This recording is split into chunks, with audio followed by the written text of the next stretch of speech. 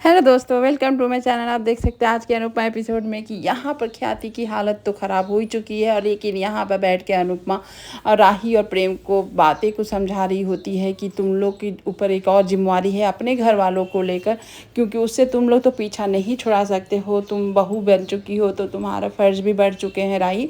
तो तुम लोग घर के बड़े बेटे और बहू हो तो तुम लोग के प्रति उधर का भी ध्यान रखना होगा, और तुम लोग वहाँ रह के ही पराग और ख्याति जी को एक साथ कर सकते हो। तो इसलिए अपने मम्मी पापा को मिलाने के लिए कदम भी उठाना पड़ेगा। जिस तरह से हंसमुख और लीला भी वो समझा रहे होते हैं कि ये घर तुम्हारा है, तुम लोग को जब मन करे तब तुम आओ, लेकिन उस घर की ख्याल तो तुम ही लोग को रखना होगा। इसलिए तुम ख्याति की चिंता मत करो, मैं ध्यान रख लूँगी, लेकिन तुम लोग जाकर वहाँ अपने घर जाओ, कोठारी हाउस, और जाकर उन लोगों का ख्याल रखो।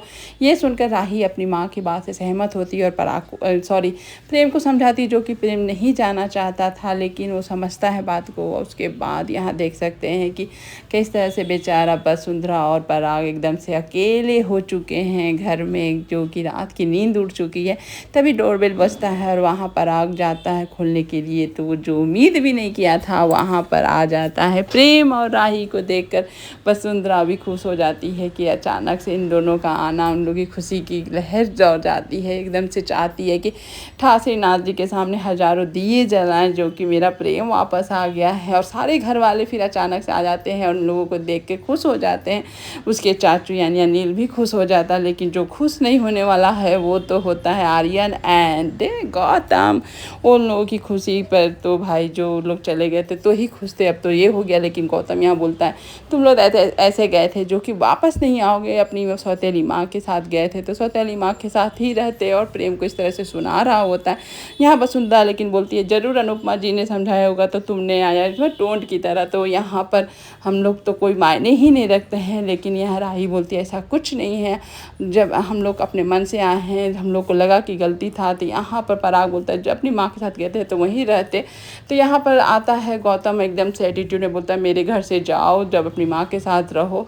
यहाँ पर प्रेम उसको एकदम से उसकी औकात दिखा देती है कि तुम कौन होते हो, ये मेरे पापा का घर है और मेरे पापा के घर में मेरी माँ का कोई बेइज्जती नहीं कर सकता है। जो कि सुन के तो मज़ा ही आ गया। और प्रेम के मुंह से पापा सुनना, ये तो समझ सकते हैं कि पराग को भी क्या लगा होगा। और यहाँ पर अनुपमा एकदम आती है अनु की रसोई में। अनु की रसोई इतनी अंधेरा देखकर एकदम से हैरान हो जाती है, लेकिन जब वो राघव को देखती है तो और पागल ही हो जाती है। उसके हाथ में चाकू है और साथ में उसके चोट इतने लगे हैं। वो पूछती है लेकिन वो राघव कुछ नहीं सुनता है, और नहीं तो वो अनुपमा पे ही अटैक कर देता है। और अनुपमा ये देख कर एकदम से डर जाती है। उसको समझ आ जाता है कि यही अटैक उसको जेल में भी होता था और कितने लोग मिलकर उसको संभालते थे। एकदम से अनुपमा डर के मारे दरवाज़ा उर्जा लॉक करती है। तभी वहाँ मोहल्ले वाले भी सब आ जाते हैं और आकर देखते हैं कि अनुपमा का इस हालत। अनुपमा समझ नहीं आता कि उसके अरे तो क्या करे, ये क्या हो गया राघव को, क्या नहीं हुआ, समझ में नहीं आ रहा किस बात से ट्रिगर हो गया है। यहाँ पर तब तक लीला साथ में तोसू और सब आ जाते हैं यहाँ पर और सब पूछते हैं कि क्या हुआ क्या हुआ। यहाँ तक कि यहाँ बाबूजी भी आ जाते हैं और यहाँ देखकर एकदम से हैरान हो जाते हैं, डर जाते हैं सब लोग उसके रूप पे देख, क्योंकि वो अंदर से भी चिल्ला रहा था मार दूंगा मार दूंगा मार डालूंगा। यहाँ पर मोहल्ले वाले बोलते हैं मैं हम लोग कैसे सेफ हैं अनुपमा जी, आप ला कर ज़बरदस्ती रख दी हैं, जल्दी हटाइए यहाँ से। यहाँ पर लीला भी वही बोल रही होती है कि आप तुम ऐसा गलती क्यों की हो। तो उसको भी एकदम से बोलता है जब तक हम लोग मरेंगे नहीं कोई तब तक आप शांति नहीं पाइएगा।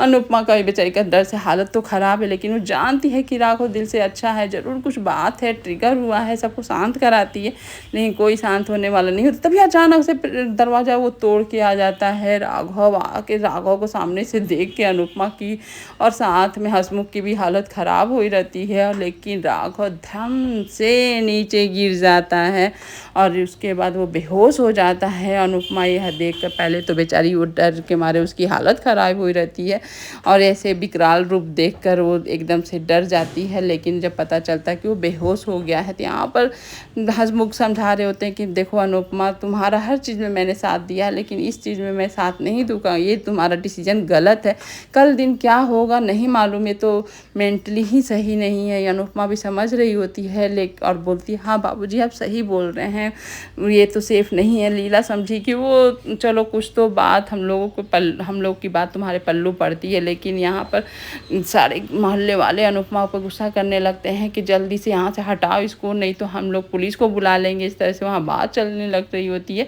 यहाँ पर प्रेम को समझाकर अनिल एकदम से गौतम को हटाता है, बोलता है अरे अब सबसे मेन बात है कि प्रेम और राही हमारे घर आ गए हैं, इससे बड़ी खुशी क्या हो सकती है। तो हम लोग, और इससे बड़ी खुशी कुछ नहीं हो सकती है। प्रेम राही को तो फिर अपने रूम में चले जाते हैं सोने के लिए। और यहाँ पर अनुपमा परेशान है आधी रात को, कैसे भी मोहल्ले वाले बोले कि आज रात के बाद इसको हटाना होगा यहाँ से। यहाँ अनुपमा परेशान है कि उसकी माँ से वादा किया कि जब तक वो 4 धाम करके नहीं आएंगी तब तक मैं राघव का ख्याल रखूँगी। अब क्या करे, वो कान्हा जी को ही बोल रही है कि अब हमें क्या करना चाहिए, नहीं करना चाहिए। तभी वो घर आती है और देखती है कि ख्याति की भी हालत सही नहीं है, बुखार से तप रही होती है। उसको दवा हुआ देती है, उसको ठीक समझाती है ख्याति, लेकिन बहुत दुखी है कि मैंने अपने पति अपने बेटे को धोखा दिया है, दुख दिया है, तो मुझे ये पाप मिला है तो मैं भोग रही हूँ। अनुपमा बोलती है ऐसा कोई पाप नहीं, आपको जितना भोगना था भोग चुकी हैं, अब कुछ नहीं भोगना। और आपको बता दूँ खुशखबरी कि प्रेम और राही चले गए हैं घर कोठारी हाउस। ये सुनकर ख्याति खुश हो जाती है। उसके बाद दोनों मायके से खुश चाहती है। अनुपमा बोली कि अगर वो लोग गए हैं तो ज़रूर प्रेम और राही की कोशिश से पराग भी कुछ समझेंगे और आप दोनों एक साथ हो जाएंगे, आप टेंशन मत लीजिए। यहाँ पर पराग अपने रूम में दुखी है, लेकिन क्या देखने मिलता है कि यहाँ पर प्रेम आता है अपने पापा के रूम में। और ये देखकर तो एकदम से जिस तरह से प्रेम एक एक करके अपनी ख्याति माँ से माफ़ी मांगा, उसी तरह से अपने पापा से आ रहा माफ़ी मांग। बचपन में जिस तरह से वो माफ़ी मांगता था उसी तरह से वो अभी आया है माफ़ी मांगने के लिए एक चिक्की लेकर। ये देखकर एकदम से इमोशनल सही में आज का भी एपिसोड होता है। ये प्रेम का आँख में आंसू भरना, यहाँ पर बेचारा पराग एकदम से मुँह में जब चिक्की लेके आँख से आंसू निकालता है और जब प्रेम पापा बोलकर सॉरी मांगता है, माफ़ी मांगता है। और वो माफ़ी मांगने में भी उसको शर्म आ रही है कि मैंने इतने बड़े बड़े आप लोग को इंसल्ट किए हैं, दुख दिए हैं, आप लोग को कुछ नहीं समझा हूँ, तो माफ़ी मांगने भी मुझे शर्म आ रही है। पापा मुझे आप माफ़ कर दीजिए। और इस तरह से प्रेम को अपनी गोदी में बिठा कर पराग उसको लाड प्यार एकदम से इन लोग का जो मिलना होता है ना, वो बहुत ही इमोशनल होता है बाप बेटे का मिलना। और वो दूर खड़े राही अनिल और वसुंधरा भी देख रही होती है। और इस तरह का बाप बेटे का मिलना, रोना, वसुंधरा की भी आंखें नहीं रुकी और वो बेचारी न बलाएं उतार रही होती हैं, उन लोग पर प्यार निछावर कर रही होती है।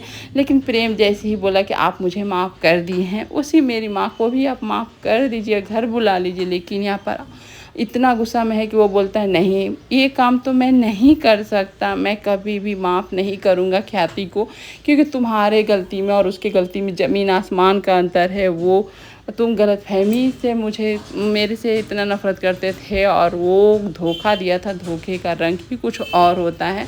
तो मुझसे ये मुद मत करो प्रेम कि मैं कभी ख्याति को माफ़ करूँगा। जान मांगना है जान मांग लो मेरी, मैं तुरंत दे दूँगा, लेकिन मैं ख्याति को माफ़ नहीं करूँगा। ये सुनकर प्रेम तो थोड़ा दुखी हो गया कि वो किस तरह से अपने माँ पापा को मिलाए, क्या करे।